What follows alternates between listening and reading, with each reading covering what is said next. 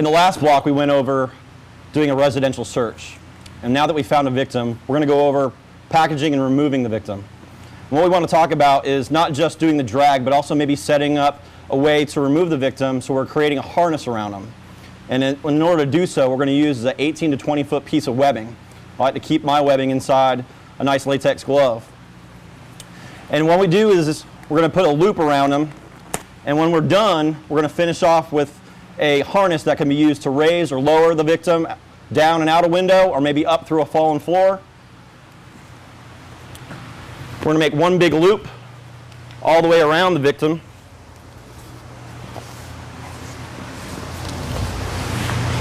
And this is why sometimes we'll commonly refer to this as the halo. We're going to bring section underneath behind the neck. We're going to also take up slack and create a handle on the chest on this side. Take up slack on this side and create another handle. Bring up a loop underneath the legs, creating one big loop on the lower side. What we're going to do is we're going to reach through this handle and this loop to create these two handles. What we're going to do is we're going to work it and cinch it down. And now what we have is basically a harness that has encapsulated the legs and the torso and giving us two handles to drag with. We can also take these loops, bring them underneath the armpits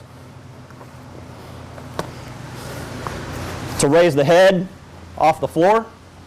We can also put these together behind the victim's head for lowering and raising out a window or down to a floor below.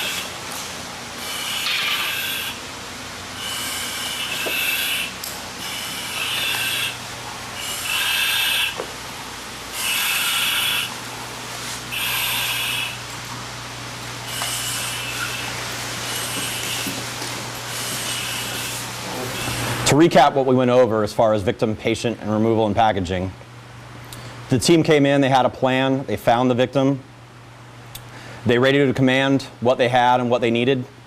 Then they created a harness for dragging and removing the victim using a loop of webbing.